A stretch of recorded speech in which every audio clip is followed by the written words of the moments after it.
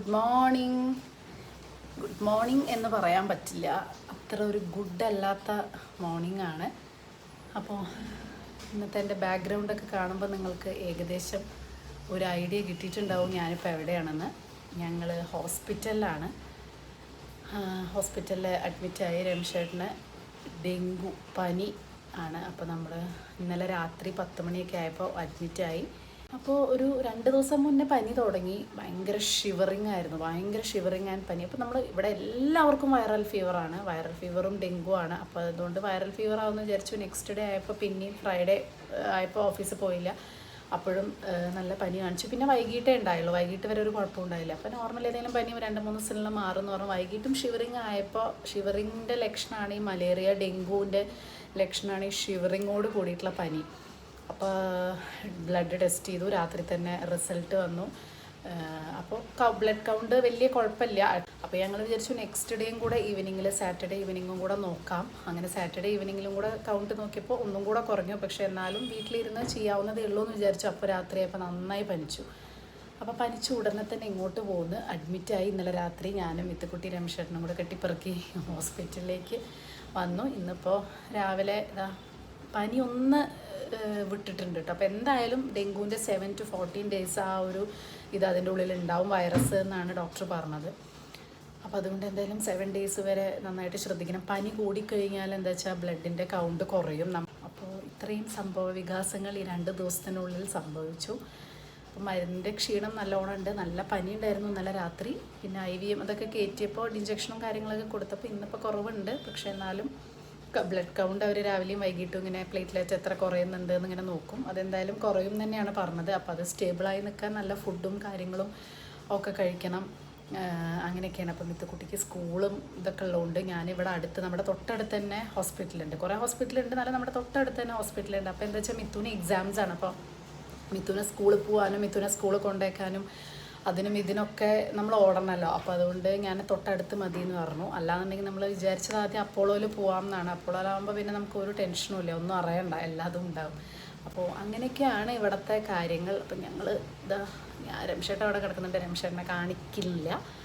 അപ്പോൾ നിങ്ങളുമായിട്ട് ഞാനൊന്ന് ഷെയർ ചെയ്യാൻ, കാരണം നമ്മുടെ എല്ലാ കാര്യങ്ങളും പറയണതാണ്. ഇനി ചിലപ്പോൾ കുറച്ച് ദിവസം വീഡിയോ വന്നില്ലെങ്കിലൊക്കെ നിങ്ങൾ വിചാരിക്കും എന്താ വീഡിയോ ഇടാത്ത, അല്ലെങ്കിൽ നമ്മളിപ്പോൾ വീഡിയോ ഇതൊക്കെ കുറവാണ്.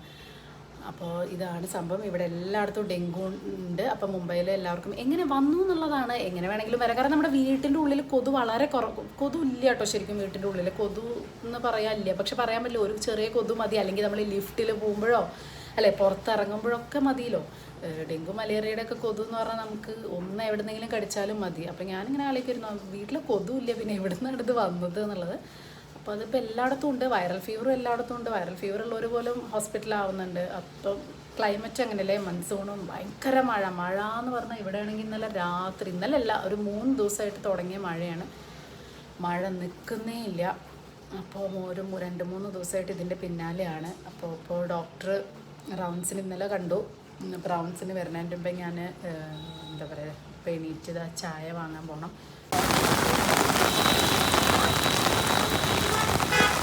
അപ്പം ഞാനിവിടെ ചായ വാങ്ങാൻ വന്നിരിക്കുകയാണ് കേട്ടോ. നേരെ മുന്നിലുണ്ട്. അപ്പം ഞാനൊരു 11 മണിയൊക്കെ ആയപ്പോൾ ഒന്ന് വീട്ടിലേക്ക് പോയി. കാരണം കുറച്ച് തിരുമ്പാനും തോരയിടാനൊക്കെ ഉണ്ടല്ലോ. അപ്പോൾ അത് മഴയേറെ ഉണങ്ങാനും ബുദ്ധിമുട്ടാണ്. പോയി രമേശേട്ടനുള്ള ഫുഡും കാര്യങ്ങളൊക്കെ ഉണ്ടാക്കി കൊണ്ടുവന്നു. ഒരു ബാഗ് നിറയെ ഫ്രൂട്ട്സ് കൊണ്ടുവന്നിട്ടുണ്ട്. ദാൽ കിച്ചടി. അവിടെ നിന്ന് പിന്നെ ഒന്നും എടുത്തില്ല കേട്ടോ. കാരണം ഇവിടെ 11 മണിക്ക് പോയപ്പോൾ ഉച്ചയ്ക്ക് ആകുമ്പോഴേക്കും വരാം. ഒറ്റയ്ക്കാണെങ്കിലും വലിയ പ്രശ്നമൊന്നുമില്ല. ഇവിടെ നമ്മുടെ എപ്പോൾ വേണമെങ്കിലും കോൾ ചെയ്യാം, തൊട്ടടുത്ത് തന്നെ സിസ്റ്റർ. പിന്നെ അങ്ങനെ ഒന്നുമില്ലല്ലോ, വെറുതെ ഡ്രിപ്പ് കയറ്റി റെസ്റ്റ് എടുക്കുന്നല്ലേ. അപ്പോൾ അതുകൊണ്ട് ഞാനും മിത്തുക്കുട്ടി ഒന്ന് പോയി കുളിച്ച് ഒന്ന് ഫ്രഷ് ആയിട്ടൊക്കെ വന്നു. ഫുഡൊക്കെ ഉണ്ടാക്കി വീടൊക്കെ അടിച്ച് വരി തുടച്ചിട്ട് വന്നു കേട്ടോ. അപ്പോൾ ഇന്ന് ദാൽ കിച്ചടിയാണ്. ഇപ്പോൾ ഡെങ്കുവിനെ പറ്റി പറയുകയാണെങ്കിൽ നമ്മളിപ്പോൾ ഒരുപാട് സ്റ്റഡി ചെയ്തു. കുറേ പേര് പപ്പായയുടെ ഇല അരച്ച് കുടിക്കാനൊക്കെ, അരച്ച് അതിൻ്റെ ജ്യൂസ് കുടിക്കാൻ പറഞ്ഞു. ഞങ്ങൾ 2 ദിവസമായിട്ട് പപ്പായ ടാബ്ലറ്റ്സ് ഒക്കെ കഴിക്കുന്നുണ്ട്. പക്ഷേ ഇവിടുത്തെ ഡോക്ടേഴ്സൊക്കെ, അതായത് ഇപ്പോൾ നമ്മളൊരു 4 ഹോസ്പിറ്റലിലെ ഡോക്ടേഴ്സിനോട് ചോദിച്ചു, അവരെല്ലാവരും ഇത് നിരുത്സാഹപ്പെടുത്തുകയാണ്. കാരണം സയൻറ്റിഫിക്കലി പ്രൂവൺ അല്ല എന്നാണ് പറയണത്. പപ്പായയുടെ ഇത് കഴിക്കുമ്പോൾ പ്ലേറ്റ്ലെറ്റ് കൂടും എന്നുള്ളതിൽ, ഐ മീൻ ഡെങ്കുവിൻ്റെ ടൈമിലിട്ടാണ് ഞാൻ പറയണത്. അപ്പോൾ നമുക്ക് എന്തായാലും അതിനെപ്പറ്റി ആധികാരികമായിട്ട് അറിയില്ല. പക്ഷെ നമ്മളിവിടെയുള്ള എല്ലാ ഡോക്ടേഴ്സിനോടും, നമുക്ക് അറിയുന്ന ഫ്രണ്ട്സ് ഡോക്ടേഴ്സിനോടൊക്കെ ചോദിച്ചപ്പോഴും അവർ പറയുന്നത് കഴിക്കണ്ട എന്ന് തന്നെയാണ്. പപ്പായയുടെ ടാബ്ലറ്റ് വേണമെങ്കിൽ കഴിച്ചോളാൻ പറഞ്ഞു. നിങ്ങൾക്കൊരു സമാധാനത്തിന് വേണമെങ്കിൽ ഡോക്ടർ എടുത്തോളാൻ പറഞ്ഞു. പക്ഷേ ഈ എക്സ്ട്രാക്റ്റ് എടുക്കണ്ട എന്നാണ് പറഞ്ഞത്. കാരണം അത് ചിലപ്പോൾ ചിലവർക്ക് അത് അലർജി ഉണ്ടാക്കും, ചിലവർക്ക് വോമിറ്റിംഗ് ഉണ്ടാവും, അങ്ങനത്തെ പ്രശ്നങ്ങളൊക്കെ ഉണ്ടാവും. അപ്പോൾ അത് കൂടുതൽ കോംപ്ലിക്കേഷനിലേക്ക് പോവും. അപ്പോൾ അതുകൊണ്ട് അതൊന്നും എടുക്കണ്ട എന്ന് ഡോക്ടർ പറഞ്ഞു കേട്ടോ. അപ്പോൾ അതൊക്കെയാണ് ഡെങ്കുവിൻ്റെ ഒരു വിശേഷം. നമുക്ക് ഫസ്റ്റ് ടൈം ആയതുകൊണ്ട് എനിക്ക് ഇന്നലെ ശരിക്കും ഞാനിവിടെ വട്ടക്കൂറ കറങ്ങുന്ന അങ്ങനെ കറങ്ങരുത്. കാരണം എനിക്ക് ഒന്നും അറിയില്ല. നമുക്ക് ഫസ്റ്റ് ടൈമാണ് ഈ ഒരു 16 വർഷത്തിൽ. മിത്തുകുട്ടിക്ക് എന്തെങ്കിലും വയ്യാതെയായാലും എനിക്കും ആണെങ്കിലും ഹോസ്പിറ്റലിലൊന്നും ഞാനങ്ങനെ കടന്നിട്ടില്ല. അതല്ലാതെ വയ്യാതെ ആണെങ്കിലും രംഷേട്ടനല്ലേ ഓടി നടക്കുക. രംഷേട്ടൻ ഈ 16 വർഷത്തിൽ എൻ്റെ ലൈഫിൽ ആദ്യമായിട്ടാണ് രംഷേട്ടൻ അഡ്മിറ്റായിട്ട് ഞാനിങ്ങനെ ആരുമില്ല അത് ഓടി നടന്ന് ഓരോന്ന് ചെയ്യുന്നത്. അപ്പോൾ എനിക്ക് ഇവർ ഇൻഷുറൻസിനെ പറ്റി ചോദിക്കുമ്പോഴോ ക്യാഷ്ലെസ് ഇതിനെ പറ്റി ചോദിക്കുമ്പോഴോ ഒക്കെ ഞാനിങ്ങനെ അന്തം വിട്ടിങ്ങനെ ഇരിക്കുകയാണ് കേട്ടോ. ഓരോ പ്രാവശ്യം നമുക്ക് ഓരോ എക്സ്പീരിയൻസ് വരുമ്പോഴാണല്ലോ നമുക്ക് അതിനെപ്പറ്റിയൊരു അറിവുണ്ടാവും. അപ്പോൾ ഇന്നലെ ഞാൻ ശരിക്കും ടെൻഷനായി. കാരണം ഇന്നലെ രാത്രി 10 മണിക്കാണ് നമ്മളിവിടെ വന്ന് അഡ്മിറ്റ് ആയത്. പെട്ടെന്ന് പനി വന്നപ്പോൾ ഡോക്ടർ വന്ന് അഡ്മിറ്റ് ആവാൻ പറഞ്ഞു. അപ്പോൾ അങ്ങനെയാണ് നമ്മളിവിടെ അഡ്മിറ്റ് ചെയ്ത് കേട്ടോ. അപ്പോൾ ഇന്നായപ്പോഴേക്കും ശരിയായി. ഇന്ന് രാവിലെ മുതൽ ഇതാ മരുന്ന് വാങ്ങാൻ ഓടുന്നു, അവിടേക്ക് ഓടുന്നു, ഇവിടേക്ക് ഓടുന്നു, ഫ്രൂട്ട്സ് വാങ്ങാൻ ഓടുന്നു. ഇത് തന്നെയാണ് മെയിൻ. മിത്തുവിനോട് ഇരുത്തി. നാളെ മിത്തുവിന് സ്കൂളുണ്ട്. ഇവിടെ ആണെങ്കിൽ മഴ എന്ന് പറഞ്ഞു കഴിഞ്ഞാൽ ഭ്രാന്ത് പിടിക്കുന്ന മഴ, അത്ര മഴ. അപ്പോൾ അത് മഴയൊക്കെ കൊണ്ടിട്ട് തോന്നുന്നു എനിക്കിങ്ങനെ ചെറുതായിട്ട് കുളിരി വരുന്നുണ്ടോ എന്ന് എനിക്കൊരു സംശയമുണ്ട് കേട്ടോ. അപ്പോൾ ഡെങ്കു നന്നായിട്ട് ശ്രദ്ധിക്കണം. അപ്പോൾ ആദ്യത്തെ ഒരു 2 ഡേയ്സിൽ തന്നെ ഇതിൻ്റെ മെയിൻ ലക്ഷണം എന്ന് പറയുന്നത് ഡെങ്കുവിൻ്റെയും മലേറിയൻ്റെയും ഭയങ്കര ഷിവറിങ് ഉണ്ടാവും കേട്ടോ. അപ്പോൾ അത് നിങ്ങൾക്ക് ഒന്ന് നമുക്ക് അറിയാത്തവരുണ്ടാവില്ല. പക്ഷേ എനിക്കിത് ഞങ്ങൾക്ക് ഫസ്റ്റ് അനുഭവമായിട്ട് ഞങ്ങൾ എപ്പോഴും ഇറങ്ങിയത്. കാരണം ഭയങ്കര ഷിവറിങ് ഉണ്ടാവും. അത് ഈ പ്ലേറ്റ്ലെറ്റ് കുറയുമ്പോൾ ഉണ്ടാവുന്നതാണ്. അപ്പോൾ ആ ഷിവറിങ് ആൻഡ് പനി ഉണ്ടെങ്കിൽ ഉറപ്പായിട്ടും ബ്ലഡ് ടെസ്റ്റ് ചെയ്യണം. അത് അന്നത്തെ ദിവസം അല്ലെങ്കിൽ നെക്സ്റ്റ് ഡേ തന്നെ ടെസ്റ്റ് ചെയ്യണം കേട്ടോ. കാരണം ഡെങ്കുവിന് ഇത്രയും ചെയ്യാറുള്ളൂ. എത്രയും പെട്ടെന്ന് നമ്മൾ ട്രീറ്റ്മെൻറ്റ് എടുക്കണോ അത്രയും നല്ലത്. നല്ലോണം വെള്ളം കുടിക്കുക, ഫ്രൂട്ട്സ് കഴിക്കുക ഒക്കെ ഉണ്ട്. പിന്നെ ഇതിൻ്റെ മെയിൻ പ്ലേറ്റ്ലെറ്റ് കൗണ്ട് ഭയങ്കരമായിട്ട് കുറയും. അപ്പോൾ ഇവിടെ എങ്ങനെയാ വെച്ചാൽ ഡോക്ടർ അന്ന് തന്നെ റിസൾട്ട് ഇറങ്ങി കഴിഞ്ഞാൽ അഡ്മിറ്റ് ആവാൻ പറയും. ചില ആളുകളൊക്കെ 7 ദിവസം 8 ദിവസമൊക്കെ വീട്ടിലിരിക്കും. ബട്ട് കുറച്ച് റിസ്ക്കാണ്. കാരണം ഈ പ്ലേറ്റ്ലെറ്റ് കൗണ്ട് ഭയങ്കര രീതിയിൽ തോതിൽ കുറയും. പിന്നെ നല്ലോണം കുറഞ്ഞിട്ട് നമ്മളിവിടെ ഓടി വന്ന് അഡ്മിറ്റ് ആവണേക്കാളും നല്ലത് അത് ഭയങ്കരമായിട്ട് അങ്ങനെ ഡ്രോപ്പ് ആവാൻ ഹോസ്പിറ്റലിൽ അഡ്മിറ്റ് ആയാൽ അവർ സമ്മതിക്കില്ല. കാരണം അവർ ഈ ഡ്രിപ്പ് കയറ്റുന്നതുകൊണ്ടും ഡീഹൈഡ്രേഷൻ ഇല്ലാത്തതുകൊണ്ടും അങ്ങനെയുള്ള സംഭവങ്ങളൊക്കെ ചെയ്യുന്നതുകൊണ്ട് ഒരു 4-5 ഡേയ്സ് ഒക്കെ ആകുമ്പോഴേക്കും നമ്മുടെ ഒരു കുറച്ചൊക്കെ ഒരു കൺട്രോളിൽ വരും എന്നാണ് അവർ പറയുന്നത്. അപ്പോൾ ഒരു 6 to 7 ഡേയ്സ് ഒക്കെ കഴിയുമ്പോൾ പിന്നെയും അത് കയറിക്കൊണ്ടിരിക്കും. ചിലർക്ക് 7 to 14 ഡേയ്സ് വരെയൊക്കെ വരും. അത് കഴിഞ്ഞിട്ടും നല്ലോണം റെസ്റ്റ് വേണമെന്നാണ് പറയുന്നത്. എന്തായാലും രംഷൻ്റെ അടപ്പ് തെറിച്ചിരിക്കുക. ഭയങ്കര ക്ഷീണം എന്ന് പറഞ്ഞാൽ ഭയങ്കര ക്ഷീണമാണ് കേട്ടോ. അപ്പോൾ എന്നോട് കാണിക്കരുത്, ഇതൊന്നും പറയണ്ട, വീഡിയോയിൽ ഇതൊന്നും ചെയ്യണ്ട എന്നൊക്കെ ആൾക്ക് അങ്ങനെയൊക്കെ ഉണ്ട്. അപ്പോൾ ഇഷ്ടമല്ല എന്നൊക്കെ പറഞ്ഞു. അപ്പോൾ ഞാൻ പറഞ്ഞു എന്തായാലും നമ്മൾ എത്ര ദിവസം വീഡിയോ ഇടാതിരിക്കും എന്നറിയില്ല. അപ്പം നമ്മളുടെ സബ്സ്ക്രൈബേഴ്സിൻ്റെ അടുത്ത് നമ്മളൊരു വിവരം അറിയിക്കണമല്ലോ അപ്പോൾ എല്ലാവരും വിചാരിക്കില്ലേ. അതുമാത്രമല്ല എൻ്റെ കുറേ മുന്നത്തെ വീഡിയോസൊക്കെ എഡിറ്റ് ചെയ്ത് പെൻഡിങ്ങിൽ ഇരിക്കുന്നുണ്ട് കേട്ടോ. അപ്പോൾ അതൊക്കെ ഞാൻ ചിലപ്പോൾ ഇതിൻ്റെ ഇടയിൽ കൂടെ ഇടാൻ ചാൻസ് ഉണ്ട്. അപ്പോൾ നിങ്ങൾ വിചാരിക്കരുത് ഇതൊക്കെ കഴിഞ്ഞിട്ട് കുറേ ആയാലും ഇപ്പോഴാണോ അതിൻ്റെയൊക്കെ വീഡിയോ ഇടുന്നതെന്ന്. അപ്പോൾ ഇങ്ങനെ പോകുന്നുണ്ട്. നല്ല ക്ഷീണമുണ്ട്. അപ്പോൾ ഇതിൻ്റെ ഇനിയിപ്പോൾ എത്ര ദിവസം ഇവിടെ ഉണ്ടാവും, 3-4 ദിവസമൊക്കെ ഇവിടെ ഉണ്ടെന്നുണ്ടെങ്കിൽ പിന്നെ ഇപ്പോൾ വീഡിയോ ഒക്കെ എടുക്കാൻ പറ്റുമോ, എന്താ ഇപ്പോൾ വീഡിയോ എടുക്കാനുള്ള ഇവിടെ ഇങ്ങനെ ഇരിക്കുക എന്നുള്ളതല്ല. അപ്പോൾ അതല്ലാതെ വേറെ പരിപാടികളൊന്നുമില്ല. എനിക്ക് വീഡിയോ എടുത്തതിനും അടുത്ത് ബോറടിച്ച് ഇരിക്കാനും വയ്യ. എന്നാൽ ഇരുന്ന് 2 നേരം നടക്കുമ്പോൾ ക്ഷീണം. എന്താ പറയാനുള്ളത്, അവരോട് പറയാം നീ ഇരിക്കും ഞാൻ നിനക്ക് തമ്പനിയിലൊക്കെ ഇട്ടേ. നീ പറഞ്ഞു മിണ്ടാതെ കിടക്കുമ്പോഴുണ്ടോ. കാരണം ഒന്നാമത് കിടക്കാൻ ഇഷ്ടമില്ലാത്ത ആൾ, ഇരിക്കാൻ ഇഷ്ടമില്ലാത്ത ആൾ. പക്ഷെ വയ്യ, നടക്കാൻ പോലും വയ്യ. അപ്പോഴേക്കും ക്ഷീണാവുക. എന്നാൽ കിടക്കുമ്പോൾ പ്രാന്ത് വരിക. ഇങ്ങനത്തെ ആൾക്കാരൊക്കെ അറിയാലോ. ഇങ്ങനെ വെറുതെ പിടിച്ച് നടക്കുന്ന ആളുകൾക്ക് ഒരു ദിവസം ഇരുന്ന് കഴിഞ്ഞ് 4 ദിവസമായിട്ട് ഭയങ്കരമായിട്ട് ക്ഷീണം. നെക്സ്റ്റ് വീക്ക് ട്രാവലിംഗ് ഉണ്ടായിരുന്നു. ഞാനത് അതും കൂടി കണക്കെടുത്ത് വെച്ച് വേഗം വന്ന് അഡ്മിറ്റ് ചെയ്ത് കഴിഞ്ഞാൽ 4 ദിവസത്തില് കഴിഞ്ഞു. പക്ഷെ ഒന്നും തോന്നുന്നില്ല. കാരണം ഞാൻ ആലോചിച്ചു ട്രാവൽ ചെയ്യുന്ന സമയത്ത് ഇങ്ങനെ വയ്യാതെ എന്ത് ചെയ്യും.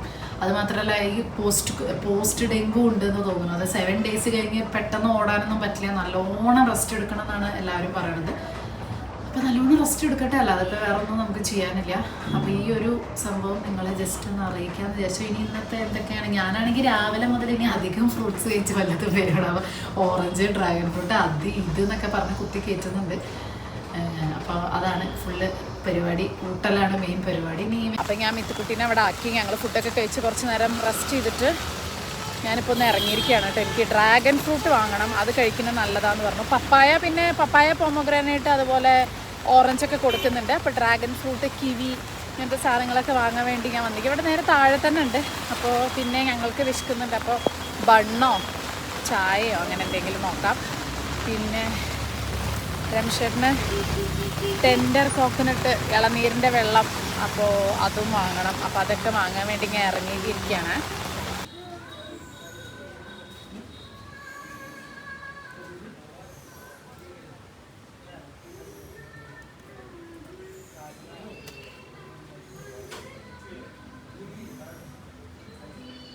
അപ്പം നമ്മൾ റൂമൊന്ന് മാറിയിട്ടോ. നമ്മൾ ഇന്നലെ വന്ന മുതൽ നമ്മൾ ഈ റൂമാണ് അന്വേഷിച്ചിട്ടുണ്ടായിരുന്നത്. അപ്പോൾ ആ സമയത്ത് ഫുള്ളായിരുന്നു. അപ്പോൾ ഇന്നിപ്പോൾ നമുക്ക് ഈ റൂം അവൈലബിൾ ആയി.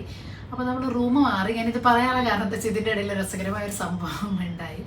അപ്പോൾ ഞങ്ങൾക്ക് റൂം മാറി എന്ന് പറഞ്ഞിട്ട് ഈവനിങ് ആയപ്പോൾ അവർ വന്നപ്പോൾ ഞങ്ങൾ റൂം മാറാൻ വേണ്ടി നിൽക്കും. ഇപ്പോൾ സാധാരണ ഒരു ഹോസ്പിറ്റലിൽ പേഷ്യൻ്റ് ഇതൊക്കെ പറയുമ്പോൾ നമ്മൾ പേഷ്യൻറ്റിനെ കൊണ്ടുപോകാൻ ഇങ്ങനത്തെ ചടങ്ങുകളൊക്കെ ഉണ്ടല്ലോ. റൂം മാറിയത് പറഞ്ഞ് വന്നുകൊണ്ടിരുന്ന രക്ഷട്ടെ ഞങ്ങളുടെയൊക്കെ ബാഗ് തോളിലിട്ടിട്ട് പുറത്ത് പോയി വെയിറ്റ് ചെയ്ത് നിൽക്കുക. ആ നേഴ്സും അവിടെ ഉള്ള ഒരാളും കൂടി ഓടി വന്നിട്ട് ആരേക്കാക്കരുത് സാർ, ഞങ്ങളുടെ സാർ ചില്ലായകാന്ന് പറഞ്ഞിട്ട്. കാരണം പേഷ്യൻറ്റിനെ അവർക്ക് ഒന്നെങ്കിൽ വീൽ ചെയറിൽ അല്ലെങ്കിൽ ഇങ്ങനെ കൊണ്ടുപോകണം. മൂപ്പര് ഞങ്ങളുടെയൊക്കെ ബാഗ് ഇട്ടിട്ട് എവിടേക്കാ പോകണ്ട, കയ്യിൽ ഈ സാധനമൊക്കെ ഉണ്ട്. അപ്പൊ അത് ആലോചിച്ചിട്ട് എനിക്ക് ചിരി വന്നിട്ട് ആ നേഴ്സർ ഒന്നവിടെ പോയി കിടക്കണ്ടോ. അതിന് അത്ര ഒരു വെർലി അല്ലാത്ത ഒരു ഭയങ്കര ഹൈപ്പർ ആക്റ്റീവ് ആയിട്ടുള്ള ആൾക്കാരുണ്ടല്ലോ. ആ റൂം മാറി പറയുമ്പോഴേക്കും രമേശേട്ടൻ എന്താ വെച്ചാൽ രമേശേട്ടൻ്റെ നോർമൽ സംഭവമാണ് ചെയ്യണതേ. റൂം മാറി പറയുമ്പോഴേക്കും ബാഗ് എടുക്കണു, പാക്ക് ചെയ്യണു, ഓടണു റൂമിലേക്ക്. പക്ഷെ പേഷ്യൻ്റ് ആരാ രമേശേട്ടനാണെന്നുള്ള കാര്യം ഓർമ്മ ഉണ്ടായില്ല. അത് ഭയങ്കര കോമഡി ആയിരുന്നു കേട്ടോ. അപ്പോൾ എനിക്ക് ആ ചിരിച്ചിട്ട് എനിക്ക് ഞങ്ങൾ ഇവിടെ വരണവരെ ഞാനത് ആലോചിച്ചപ്പോൾ എനിക്ക് ഈ ഒരു ഇൻസിഡന്റ് പറയണം എന്നുണ്ടായിരുന്നു. അല്ല, അത് മാത്രല്ല ഇന്നലേക്ക് പുതിയ നേഴ്സുമാർ വരുമല്ലോ ഇഞ്ചക്ഷൻ ഇതിനായിട്ട്. അപ്പം വരുമ്പോ എന്താ വെച്ചാൽ ഞാൻ ചിലപ്പോൾ റൂമിൽ നടക്കാവും, അല്ലെങ്കിൽ ഞാൻ എന്തെങ്കിലുമൊക്കെ സംസാരിച്ചോണ്ട് എന്തെങ്കിലും തമാശയൊക്കെ പറഞ്ഞ് വിത്തിട്ട് സ്വപ്പ് ഇവിടെ പൊതിച്ചു പിടി കിടക്കുന്നുണ്ടാവും. 1-2 പ്രാവശ്യം നഴ്സുമാര് സൂചിയായിട്ട് സ്വപ്പിന്റെ അടുത്തേക്ക് പോയി. ആ നടക്കണ ചെങ്ങായിയാണ് പേഷ്യന്റ്. അല്ലെങ്കിൽ താളാട്ടത്തില് ചെയ്തിക്ക് വെച്ച പോലുള്ള എനിക്കിങ്ങനെ പനി വരുന്ന പോലെ ഒരു ഫീല് തണുത്തിട്ടാണ്. അപ്പൊ ഞാനിങ്ങനെ പൊതച്ചും കൂടി കിടക്കുമ്പോഴാവും നഴ്സുമാര് വരുമ്പോ അവർക്ക് തന്നെ ഒരു അത്ഭുതത്തിൽ ഇപ്പൊ ഏതാണ് പേഷ്യന്റ്. രമേശേട്ടൻ ഒന്നെങ്കിൽ വല്ല ടാബ് നോക്കിയിട്ട് എന്തെങ്കിലുമൊക്കെ ആയിട്ട് അവിടെ അങ്ങനെ ഇരിക്കുകയായിരിക്കും. അപ്പൊ ഇന്നിപ്പോ വരുമ്പോ എന്റെ ബാഗ്, നിത്തുവിന്റെ ബാഗ്, ഞങ്ങളുടെ ഒക്കെ ഷോൾഡർ ബാഗ് എടുത്ത് മൂപ്പരിങ്ങനെ നിൽക്കുക പുറത്ത്. ആ നഴ്സും അവരും കൂടി ഓടി വന്നിട്ട് ആരേ സാർ. അപ്പൊ രമേശേട്ടൻ ഞാൻ നടന്നോളാം. അപ്പൊ പറഞ്ഞു നിങ്ങൾ നടക്കണോണ്ടല്ലേ ഞങ്ങൾക്ക് അവിടെ മേലെന്ന് ചീത്ത കേൾക്കുമെന്ന് പറഞ്ഞിട്ട് അവർക്ക് ഓരോ പ്രോട്ടോക്കോളും സംഭവങ്ങളൊക്കെ ഉണ്ടാവില്ലേ. ഇതിപ്പോ അവസാനം ഞാൻ പറഞ്ഞു എന്താ പിന്നെ എന്നെ ഒന്ന് കൊണ്ടുപോകുമോ ചോദിച്ചു. എന്തായാലും സാറ് നടക്കണ്, ഞാൻ വേണമെങ്കിൽ വീൽ ചെയറിലിരിക്കാം എന്നുള്ളൊരു ഭയങ്കര രസകരമായ ഒരു മൊമെന്റ് ഉണ്ടായി. വയ്യ, ഒട്ടും വയ്യ. പക്ഷെ എന്താ വെച്ചാൽ അതാണല്ലോ വീട്ടിലെ കാര്യങ്ങൾ മുഴുവൻ ചെയ്തിട്ടുള്ള ഒരു ശീലം. അതാണ് അതായത് അറിയാതെ എടുത്തു പോവാണ് സാധനങ്ങളൊക്കെ. അപ്പൊ അങ്ങനെ അതാണ് ഇപ്പൊ ഇവിടെ ചില ക്യാരക്ടറിന്റേതാണ്. ഞാൻ പിടിച്ചു കെട്ടി ഇവിടെ എവിടെയെങ്കിലും കെട്ടിയിടണ്ടായിരുന്നു എനിക്ക് തോന്നുന്നത്. അപ്പൊ എനിക്ക് ഭയങ്കര ഒരു തമാശയായിട്ട് ഫീൽ ചെയ്തിട്ടോ. ഡെങ്കു ആയി കിടക്കുകയാണെങ്കിൽ ഇങ്ങനത്തെ ഓരോ സംഭവങ്ങൾ കാണിച്ച് മനുഷ്യനെ ഭ്രാന്ത് പിടിപ്പിക്കും. ഞാൻ പെട്ടുപോയത് അറിയില്ല. അവിടെ അടക്കി കിടക്കുക പറഞ്ഞ എന്താ അടക്കി കിടക്കണ പറഞ്ഞാലും കേൾക്കില്ല. അപ്പോൾ അതാണ് സംഭവം. അപ്പോൾ ഇന്നത്തെ വീഡിയോ ഞങ്ങൾ തൽക്കാലം ഞാനിവിടെ വെച്ച് നിർത്തുകയാണ്. ഒരു ക്വിക്ക് അപ്ഡേറ്റ് കിട്ടി എന്ന് പറയാൻ വേണ്ടിയിട്ട് വന്നതാണ്. അപ്പം ഇനിയിപ്പോൾ രാത്രി നേരം ഭക്ഷണം കഴിക്കുക, കിടന്നുറങ്ങുക, അത്രയേ ഉള്ളൂ. ഇനി എന്താ നാളെ രാവിലെ നേരത്തെ എണീറ്റ് മിത്തുകുട്ടിക്ക് സ്കൂളുള്ളതുകൊണ്ട് നേരത്തെ എണീറ്റിട്ട് നമുക്ക് വീട്ടിൽ പോകണം. എന്നിട്ട് രമേശേട്ടനും കൂടെ വരുവാണാവോ കേട്ടോ, എനിക്കറിയില്ല. എന്നോട് പറയാം ഇത് അഴിച്ചിട്ട സമയത്തേ അല്ല നമുക്കിന്ന് നമ്മുടെ പുതിയ വീടൊന്ന് നോക്കി വന്നാലോ എന്തായി. ഞാൻ പറഞ്ഞു എൻ്റെ ദൈവമേ, ഇത് ഈ ട്രിപ്പ് അഴിച്ചിട്ട സമയത്ത് പറയാം ഒന്ന് പോയിട്ട് ഞാൻ നോക്കി വരട്ടെ പുതിയ വീട് എന്തായി എന്നുള്ളത്. അതാണ് ആള്. ഇങ്ങനത്തെ മനുഷ്യനെയൊക്കെ പിടിച്ചു കെട്ടിയിടാൻ എനിക്ക് ഇനി എന്ത് ചെയ്യേണ്ടി വരുമെന്ന് എനിക്കറിയില്ല. ഞാൻ ചോദിച്ചു നേഴ്സിനോട് അടുത്ത ട്രിപ്പിന് എത്ര സമയം ഉണ്ടോ ചോദിച്ചു ബാധ. അപ്പൊ ഞാൻ സുപ്പയോട് പറയായിരുന്നു വേഗം പോയിട്ട് തൊട്ടടുത്താണ് ഫ്ലാറ്റ് പുതിയത്. അപ്പൊ പറയാം ഞാൻ വേഗം പോയിട്ട് ഒന്ന് പുതിയ ഫ്ലാറ്റ് എന്തായി നോക്കി വരട്ടെ. ഇന്നലെ രാവിലെ ഡോക്ടറെ കാണിച്ചപ്പോ പോയി നോക്കി വന്നിക്കണോട്ടോ. രാവിലെ വൈകിട്ട് നോക്കിയില്ലെങ്കിൽ ഒരു സമാധാനം കിട്ടില്ല. അപ്പോൾ ഞാൻ പറഞ്ഞു ഉണ്ടാകും അവിടെ ഒരു ഭാഗത്ത് കിടന്നോളാൻ പറഞ്ഞു. അപ്പോൾ ഇങ്ങനെ കുറേ ആൾക്കാരുണ്ടാവും, നിങ്ങൾക്ക് അറിയുന്ന കുറേ ആൾക്കാരും ഇങ്ങനെയൊക്കെ ഉണ്ടായിരിക്കും. അപ്പോൾ അതാണ് ഇങ്ങനത്തെ ഒരു മനുഷ്യനാണ്. നല്ല തമാശയായിരുന്നു. ആക്ച്വലി അത് വീഡിയോ ആയിട്ട് എടുക്കണം എന്ന് എനിക്ക് ആഗ്രഹം ഉണ്ടായിരുന്നു. ഇന്നത്തെ ആ നിപ്പ് പുറത്ത് വെയിറ്റ് ചെയ്ത് നിൽക്കുക. അപ്പോൾ സിസ്റ്റർ പറഞ്ഞു ഞങ്ങൾ വന്ന് പറയില്ലേ. അതെന്താ വെച്ചാൽ എല്ലാ സ്ഥലത്തും 10 മണി എന്ന് പറഞ്ഞാൽ 8 മണിക്ക് എത്തുന്ന ആളാണ്. അപ്പൊ അതിന് അവര് പറഞ്ഞു സെക്കൻഡ് ഫ്ലോറിൽ റൂം റെഡി ആയിട്ട് പറഞ്ഞു അവര് ക്ലീൻ ചെയ്യാൻ പോവാണ്. അപ്പൊ പറഞ്ഞതാ അപ്പം മുതലുണ്ട് പുറത്ത് നിൽക്കണം. അപ്പൊ സിസ്റ്റർ എന്താ റെഡി ആയി നിൽക്കുക. അപ്പൊ അവർ അതൊക്കെ ക്ലീൻ ചെയ്തെടുക്കാൻ സമയം എടുക്കും. അപ്പൊ ഈ കേട്ടത് കേൾക്കാത്തത് ഞാൻ ഇവിടെ വന്ന് കിടന്നു കിട്ടും. അതാണ് ഈ ഒരു ഫാമിലിയുടെ. ഇങ്ങനെയുള്ളവർക്ക് അസുഖം വന്നാലാണ് ഭയങ്കര ബുദ്ധിമുട്ട്. ഞാനും മിത്ത് പറയായിരുന്നു ഇങ്ങനെ കിടക്കണതാണ് ഞങ്ങൾക്ക് വയ്യ. അതായത് എനിക്ക് ഒരു ദിവസം കിടക്കുക എന്നുള്ളത് എനിക്ക് പറ്റാത്ത കാര്യമാണ് സത്യം. എനിക്കാണെങ്കിൽ മിഥുന ശീലാണ് കേട്ടിട്ട് അമ്മ അത് അല്ല അങ്ങനെയല്ല, ഒരു ദിവസം എണീക്കാന്നുള്ളത് ബുദ്ധിമുട്ടുള്ള എന്റെ കാര്യം മിഥുന ശീലാണ്. പപ്പേനെ അങ്ങനെ മിത്തു കാണും. മിഥുന അമ്മ ഞാൻ ജനിച്ചതിന് ശേഷം പപ്പേനെ ഞാൻ ഇങ്ങനെ കണ്ടിട്ടില്ല. അപ്പൊ വീൽ ചെയറിൽ കിടമ്പോ ഞങ്ങൾക്കൊരു ഇത് ഒന്നുമില്ല, അയാള് പിടിച്ചിരുത്തി കൊണ്ടുപോകാൻ വരികയാണ് ഇങ്ങോട്ട്. അപ്പൊ ഞങ്ങൾക്ക് കാണുമ്പോ ഒരു വിഷമം. നമ്മളങ്ങനെ ഓടി പയറുപണി പോലെ ഓടി നടക്കണ ആള് അങ്ങനെ കിടക്കുമ്പോ നമുക്കൊരു വിഷമം തോന്നില്ലേ. അപ്പൊ അങ്ങനെയൊക്കെയാണ് ഇവിടുത്തെ കുട്ടികളെക്കാളും രസമാണ്, നല്ല വിറ്റാണ് ഇവിടെ. അപ്പോൾ ഇതൊക്കെയാണ് ഇവിടുത്തെ സംഭവവികാസങ്ങൾ. അപ്പോൾ തൽക്കാലം ഞാൻ ഈ വീഡിയോ നിർത്തുകയാണ്. ഇനിയിപ്പോൾ ബാക്കിയുള്ള അപ്ഡേറ്റും കാര്യങ്ങളൊക്കെ എന്താണെന്നൊക്കെ ഉള്ളത് ഞാൻ നോക്കട്ടെ. എനിക്ക് കുഴപ്പമൊന്നുമില്ലെങ്കിൽ ഞാൻ എൻ്റെ ഒരു ലക്ഷണം വെച്ചിട്ട് ഇല്ലെങ്കിൽ ഒരു ചാൻസ് അല്ല, അല്ലെങ്കിൽ മമ്മൂട്ടി പറഞ്ഞ പോലെ ഒരു വരവ് കൂടി വരേണ്ടി വരും പറയല്ലേ. വയ്യ. അപ്പൊ അങ്ങനെയൊക്കെയാണ്. നിങ്ങളുടെ പ്രാർത്ഥനയൊക്കെ ഉണ്ടാവണം. അപ്പൊ ശരി, ബൈ.